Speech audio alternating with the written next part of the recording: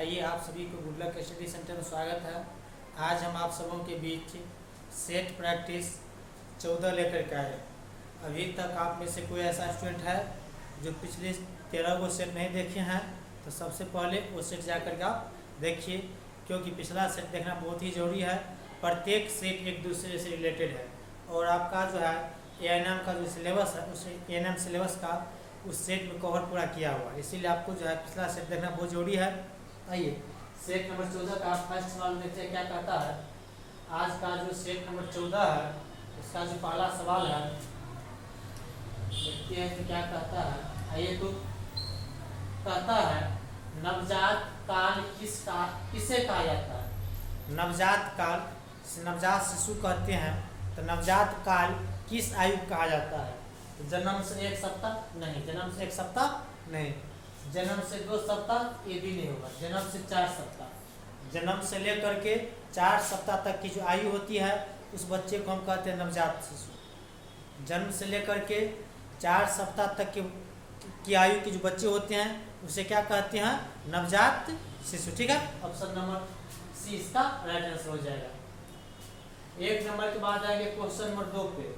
तो 2 number question कहता है, क्वेश्चन नंबर 2 कहता है कि एक नवजात शिशु की लंबाई होती है, एक नवजात शिशु की लंबाई कितनी होती है। एक नवजात शिशु जिसकी जो है जन्म से लेकर के 4 सप्ताह तक की आयु होती है उसका जो लंबाई होगा कितना होगा, 45 से 45 से 50, 20 से 30, 70 से 100 सेंटीमीटर, इनमें से कोई नहीं। तो देखिए इसका हो जाएगा 45 से 50 सेंटीमीटर। नवजात शिशु का जो लंबाई होता है 45 से 50 सेंटीमीटर होता है।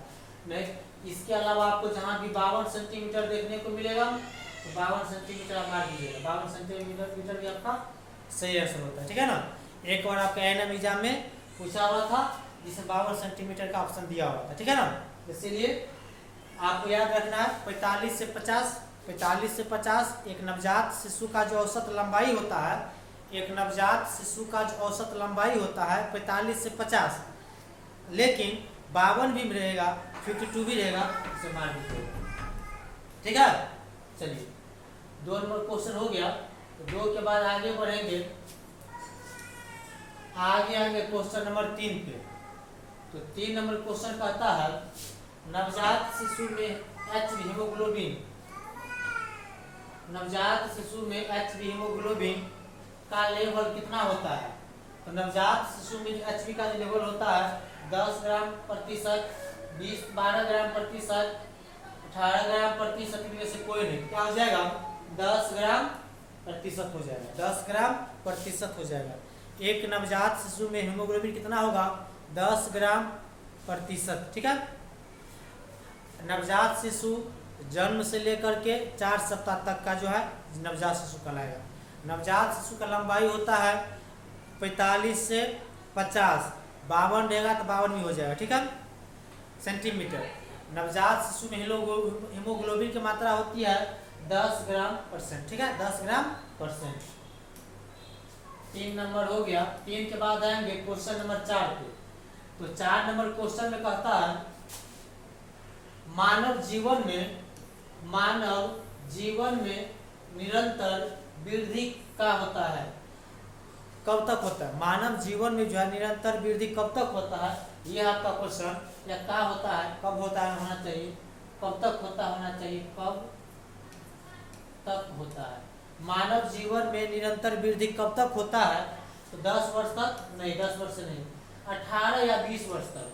मानव जीवन में जो निरंतर वृद्धि होता है वो 18 या 20 वर्षों तक जो है लगातार वृद्धि होता रहता है।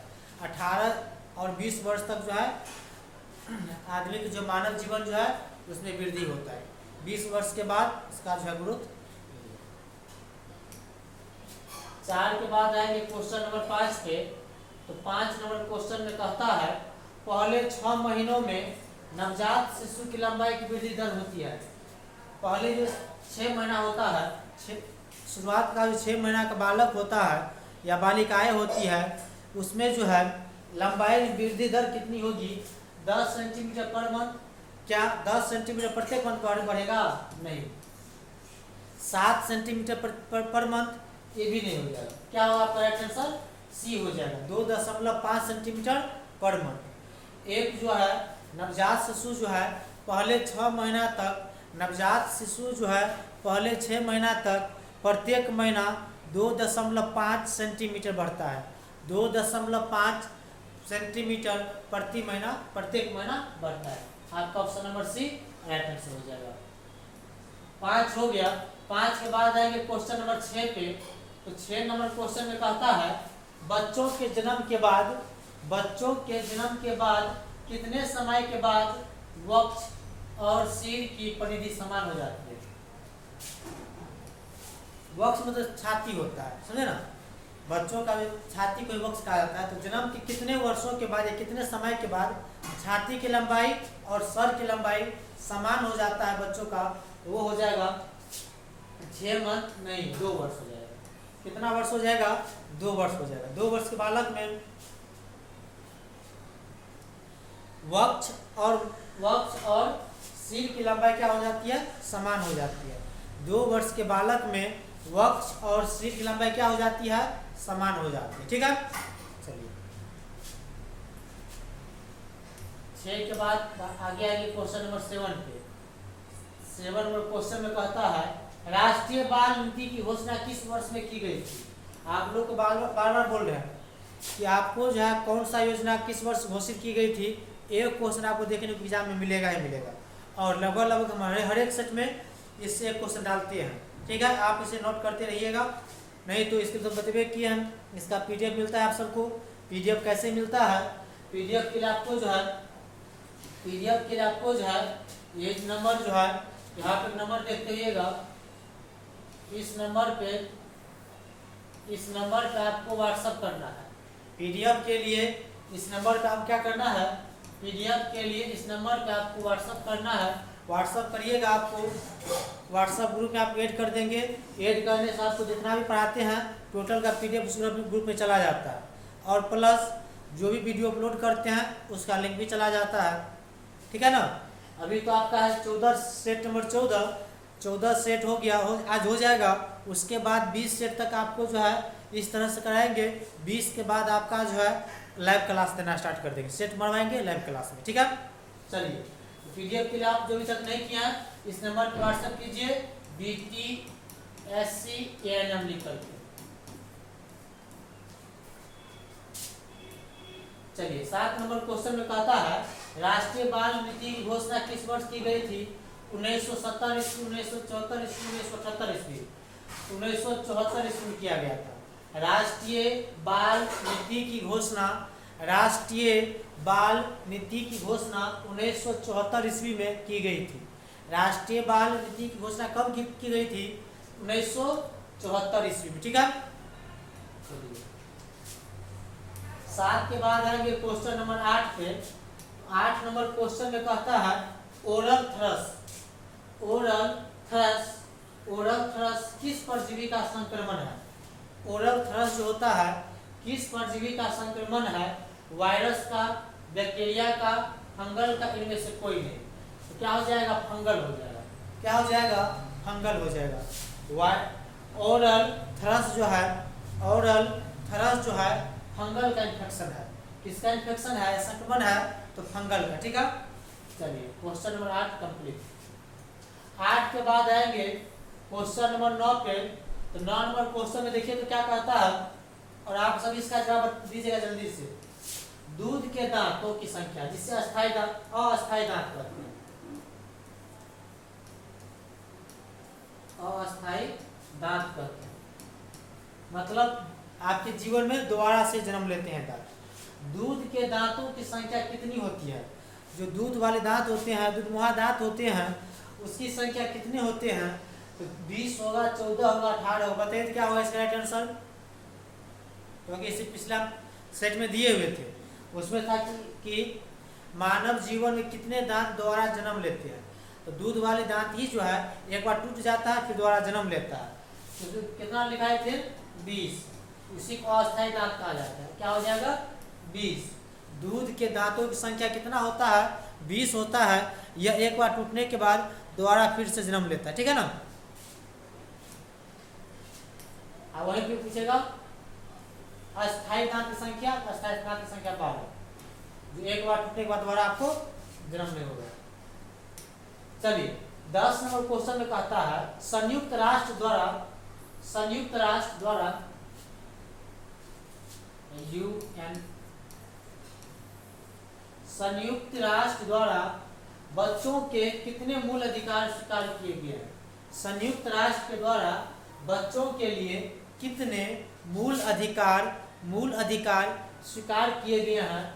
10, 14, 18 इनमें से कोई नहीं। तो संयुक्त राष्ट्र के द्वारा जो है बच्चों के लिए 10 मूल अधिकार स्वीकार किए गए हैं। कितने स्वीकार किए गए हैं? 10। संयुक्त राष्ट्र के द्वारा बच्चों के लिए 10 मूल अधिकार स्वीकार किए गए हैं। आपका option number A right answer हो जाएगा, ठीक है। चलिए 10 के बाद आगे बढ़ेंगे क्वेश्चन नंबर 11 पे। 11 नंबर क्वेश्चन में कहता है संयुक्त राष्ट्र द्वारा, फिर से आएगा संयुक्त राष्ट्र द्वारा बच्चों के अधिकार की घोषणा कब की गई। तो संयुक्त राष्ट्र द्वारा जो है बच्चों के लिए जो 10 अधिकार है, संयुक्त राष्ट्र के द्वारा बच्चों के लिए 10 मूल अधिकार है, उसकी घोषणा कब की गई थी? 1959 ईस्वी में की गई थी। कब की गई थी? 1959 ईस्वी में। पूछेगा कि संयुक्त राष्ट्र के द्वारा बच्चों का कितना मूल अधिकार दिया गया है, तो 10। इसकी घोषणा कब की गई थी? इसकी घोषणा 1959 ईस्वी में की गई थी। 1959 ईस्वी में की गई, ठीक है। चलिए 11 के बाद आगे आएंगे क्वेश्चन नंबर 12 पे। तो 12 नंबर क्वेश्चन में कहता है माँ से शिशु को HIV एड्स, माँ से शिशु को HIV संक्रमण के होने की संभावना सर्वाधिक कब होती है। एक माँ से उसके शिशु को HIV होने की संभावना सबसे अधिक कब होगा? जब जो उसका बच्चा का जो है जन्म होगा। जिस टाइम बच्चा का जन्म होता है उस टाइम जो है यदि उसकी माँ को HIV है तो ज़्यादा चांस होता है उस बच्चा को HIV हो जाएगा। समझे ना? किस टाइम हो जाएगा? प्रसव, जन्म के समय, प्रसव के दौरान। गर्भाशय के दौरान नहीं, इस ब्लड से कोई मतलब नहीं रहता है। प्रसव के पश्चात भी नहीं, क्योंकि प्रसव जन्म होने के बाद बच्चा जो माँ का दूध पीता है तो दूध में नहीं होता है, वो ब्लड में होता है। HIV जो ब्लड में होता है और जन्म के टाइम ही बच्चा का भी नस टूटता है, जो है ब्लड का शरीर का नाभि जो जुड़ा हुआ रहता है टूटता है और माँ के शरीर से जुड़ा हुआ रहता है, तो उसका ब्लड जो है एक दूसरे में मिल जाएगा। उस दौरान में इसका ज़्यादा संभावना होता है। याद रहेगा ना, एक बच्चा को, एक शिशु को अपनी माँ से HIV का संक्रमण कब ज़्यादा आसान चांस होगा? तो प्रसव के दौरान, जन्म के दौरान।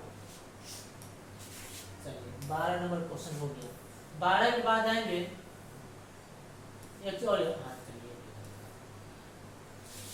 क्वेश्चन नंबर 13 में कहता है लाक्षणिक HIV होने पर, लाक्षणिक HIV होने पर शिशु को कौन से टीके नहीं लगाते हैं। लाक्षणिक HIV होने पर शिशु को कौन से टीके नहीं लगाते हैं? तो BCG and OPV, BCG and DPT and OPV। क्या हो जाएगा? BCG and OPV।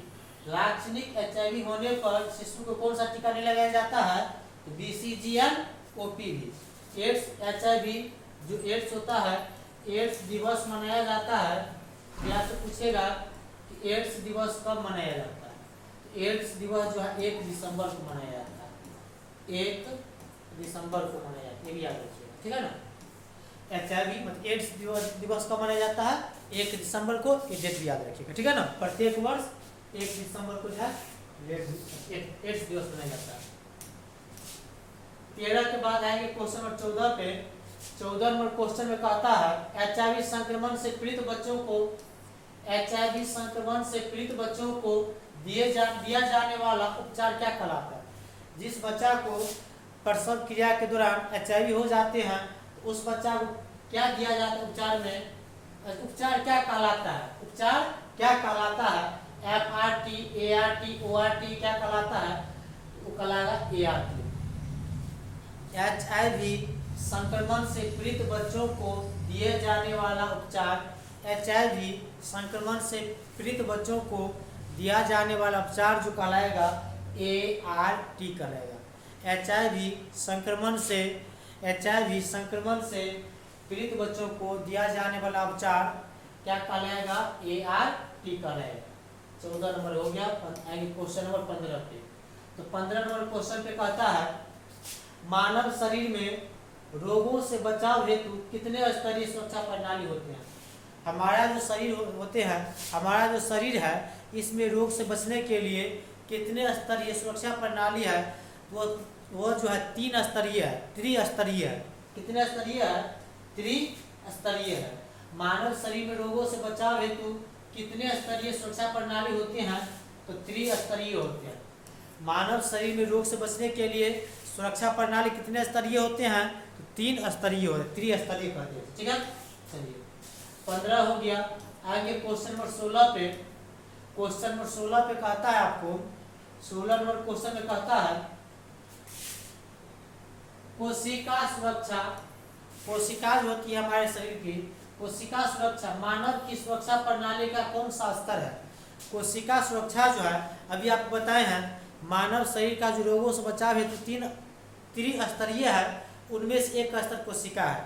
उनमें से एक स्तर क्या होता है? कोशिका होता है। तो कोशिका जो है उस क्रम में कौन सा क्रम है? तो उसका जो है दो स्तरीय होता है। कौन सा स्तर होता है? 2 स्तर में दूसरा उसका है। ठीक है ना, कोशिका जो है दूसरा स्तर है जो हमारे शरीर रोगों से बचाता है। 16 के बाद आएंगे क्वेश्चन नंबर 17 पे। तो 17 नंबर क्वेश्चन में कहता है PHC स्तर पर, PHC को जो है प्राथमिक स्वास्थ्य केंद्र कहा जाता है। PHC को क्या कहा जाता है? प्राथमिक स्वास्थ्य केंद्र। PHC को कहा जाता है प्राथमिक स्वास्थ्य केंद्र। आपसे पूछेगा फुल फॉर्म PHC का फुल फॉर्म क्या होता है? तो प्राथमिक स्वास्थ्य केंद्र, प्राइमरी हेल्थ सेंटर। PHC स्तर पर पोलियो वैक्सीन का भंडारण कहाँ किया जाता है? पोलियो का भंडारण जो PHC स्तर पर किया जाता है वो कहाँ किया जाता है? तो ILR में किया जाता है, डीप फ्रीजर में किया जाता है, वैक्सीन कैरियर में किया जाता है। इनमें से कोई क्या हो जाएगा इसका राइट आंसर? इसका राइट आंसर हो जाएगा आपका option number A, ILR। PHC स्तर पर पोलियो का वैक्सीन होता है, PHC स्तर पर पोलियो का वैक्सीन होता है, उस वैक्सीन को जो है ILR में सुरक्षित किया जाता है। कहाँ सुरक्षित भंडारण किया जाता है? ILR में। ठीक है, चलिए 17 के बाद आएंगे क्वेश्चन नंबर 18 पे। 18 नंबर क्वेश्चन में कहता है PHC स्तर पर डीप फ्रीजर, PHC स्तर पर डीप फ्रीजर का उपयोग किस लिए किया जाता है? PHC स्तर पर डीप फ्रीजर होते हैं उसका उपयोग जो किया जाता है आइस पाइप तैयार करने हेतु। ऑप्शन नंबर सी हो जाएगा, आइस पाइप तैयार करने हेतु। याद रखिएगा फ्रीजर, फ्रिज में क्या आइसक्रीम को जमाएंगे, समझे? इस तरह से याद रखिएगा।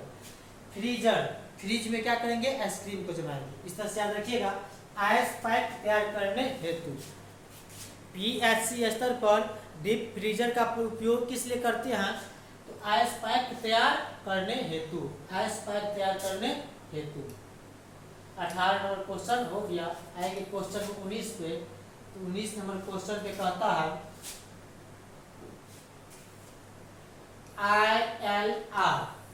ILR, इसमें क्या किया जाता है? PHC स्तर पर पोलियो का वैक्सीन रखा जाता है, पोलियो का वैक्सीन रखा जाता है।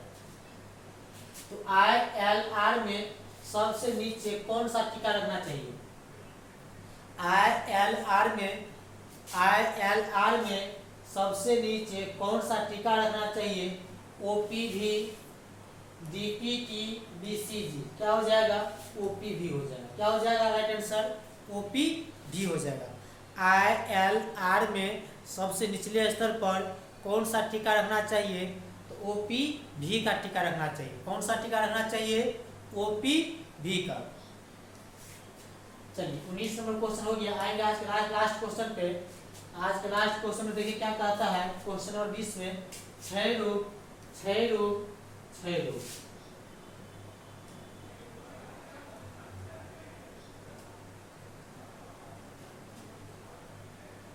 आज का लास्ट क्वेश्चन कहता है क्षय रोग जिसे टीबी कहा जाता है। क्षय रोग जिसे टीबी कहा जाता है एक जीवाणु जनित रोग है, जीवाणु के कारण फैलता है, कि रोगियों को उपचार हेतु कितनी श्रेणी में बांटा गया है? कितनी श्रेणियों में बांटा गया है?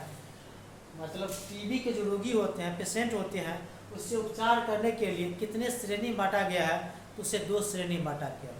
कितने श्रेणी में बांटा गया है? 2 श्रेणी में। वह श्रेणी देखिए कहाँ है? ऑप्शन नंबर ए में है। ऑप्शन नंबर ए में है। टीबी के मरीजों को उपचार के लिए कितने श्रेणी में बांटा जाता है? तो 2 श्रेणी में बांटा जाता है। ठीक है, चलिए आज का आपका सेट कंप्लीट हो गया। आज का आपका सेट कंप्लीट हो गया। सभी स्टूडेंट ध्यान दीजिएगा, हमारा ये जो सेट प्रैक्टिस के अलावा हर एक सब्जेक्ट का आपका जो 6 सब्जेक्ट है, सभी 6 सब्जेक्ट का ऑनलाइन क्लास भी चलता है। ऑनलाइन क्लास भी चलता है। जो आपका पेड बैच है उसमें आपका मिनिमम फी है। यदि आप ऑनलाइन क्लास लेते हैं तो आपका उसका फी कितना है? मात्र 499 रुपया या 500 कह सकते हैं। कितना है? 499 रुपया मात्र उसका फी है। ऑनलाइन आपका 6 का 6 सब्जेक्ट कंप्लीट कराएंगे। उसके बाद फिर उसमें जो आपको नोट्स मिलेगा प्लस PDF मिलेगा प्लस लाइव क्लास मिलेगा। ठीक है ना? इतना चीज आपको मिलेगा। किसमें? आपको मिलेगा पेड बैच में। ठीक है ना? पेड बैच में आपको इतना चीज मिलेगा। यही कहेंगे, आप चाहते हैं कि बेहतर तैयारी हो आपका, इसके लिए आप क्या करने कीजिए, कम से कम पेड बैच ले लीजिए, बहुत कम फी है। और यदि आपको लेते हैं तो 100% आपका जो है सिलेबस कवर हो जाएगा। वहाँ सिलेबस फिर से पढ़ लीजिएगा। और अभी जो सेट बनवाते हैं इससे तो होगा ही होगा। इसमें आपको एक क्वेश्चन कई कैसे देते उठा कर देते हैं। यदि उसमें आप पढ़िएगा तो पूरा डिटेल से पढ़िएगा। जैसे क्षय रोग के रोगियों को उपचार हेतु कितनी श्रेणी बांटा है, अभी ये बताया। जैसे वहाँ पाएगा तो क्षय रोग क्या होता है, किसके कारण होता है, इसका उपचार क्या है, टोटल उसमें आपको डिटेल से बताया जाएगा। इसके डिटेल से लिए आपको क्या करना पड़ेगा? आपको जो क्लास लेना पड़ेगा, क्लास ले लीजिए। और इस क्लास से संबंधित जानकारी के लिए आपको करना क्या है, इस नंबर पे जो आपको जो है व्हाट्सएप करना है। इस नंबर पे व्हाट्सएप कीजिएगा और अपना नाम लिखिएगा कि सर को हमको लाइव क्लास लेना है। ठीक है ना? आपको क्लास मिल जाएगा। ठीक है, सारी जानकारी आपको बता दिया जाएगा वहाँ भी। और अभी तक आप में से स्टूडेंट में से व्हाट्सएप ग्रुप में जो नहीं जुड़े हैं, जल्दी से व्हाट्सएप ग्रुप में इसी नंबर पर व्हाट्सएप भी चलता है, तो आप जुड़ जाइए। BTC उसमें आप लिखना है BTC BTSC ANM। ठीक है ना? लिख करके आप ANM लिख करके आप उसमें व्हाट्सएप कीजिए, आप ग्रुप में ऐड कर देंगे। ग्रुप में ऐड करने से आपको फायदा क्या है कि टोटल PDF आपको मिल जाएगा। ठीक है, चलिए मिलते हैं नेक्स्ट रोल। आपका जो है आज का सेट नंबर कितना था? 14 ना? सेट नंबर 15 लेकर के। तब तक के लिए धन्यवाद।